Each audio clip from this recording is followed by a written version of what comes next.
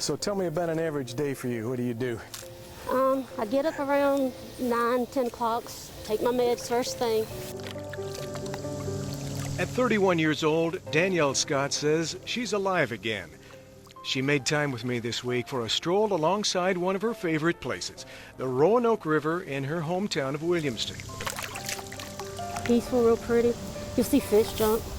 I think it was, back in the day, it was the way they got shipments of supplies and did logs down the river. Danielle's new life began 1 year ago today, August 10th, 2012. She underwent a double lung transplant at Duke University Medical Center. I got called in at 9:30 that night telling me that they had a set of possible lungs for me. Around midnight, they took me back into the OR. The surgery started about 4 o'clock in the morning, and it ended 8 hours later around 12 noon. The first year of her new life has been an adjustment. I don't have to do breathing treatments. I don't have to do chest PT anymore. The vest, I don't have to do any of that, which is, kind of hard to put my head around because I did it for 31 years, religiously every 4 hours while awake. I'm very happy I don't have to do that now. Oh, and about those pills first thing in the morning, there are 29 of them. By the end of each day, she's taken 69 pills, 483 pills a week to reduce the chance of infection, transplant rejection, and many, many other drugs to battle the CF that's still in the rest of Danielle's body. Danielle's journey to this new life began the night she was born, 31 years ago. She had surgery when she was 24 hours old. And of course, she was officially diagnosed at 3 months old. And the grueling routine of treating and living with cystic fibrosis began for a little red-haired girl and her family. Danielle fought. She fought hard. Graduated from Beargrass High School in 2000 and Martin Community College in 2004.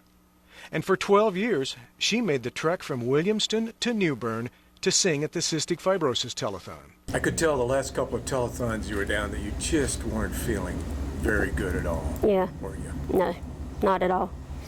And of course you're singing, and that requires a lot of air, right?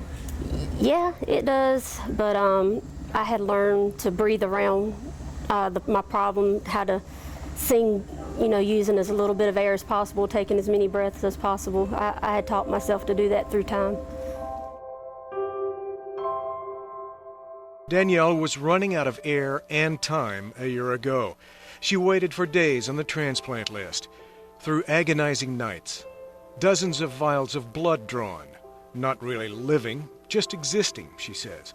But it was all worth it. I'm glad, because I was worried every time I'd call over there and talk to her. She was in the bed, she didn't feel like doing nothing, and so I'm glad now that she's able to get up and go. Danielle says it's the little things that mean the most now, spending quality time with her husband, Chad, playing with her dog and cat, having the breath to vacuum the house, go swimming for the first time in 5 years, and I climbed Jockey's Ridge. Wow. And the 100 foot above sea level in about 20 minutes. That's hard enough to do for somebody in perfect health with perfect lungs, isn't it? Yes, it is. The news for Danielle and her family is much better, but their fight against cystic fibrosis isn't over. Do you have a message for the people who are watching the telethon and supporting CF Foundation? Just continue to support the foundation so they can continue doing research to come up with cures for CF, because this operation is long. There's a lot behind the scenes that you really don't know about. Transplant is great, but it's not a cure.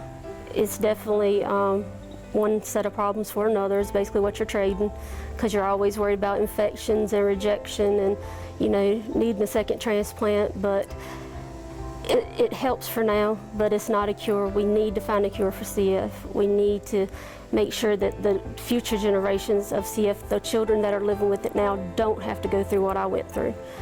It was a very long, very hard process, and no one should have to go through it if there was a way to prevent it.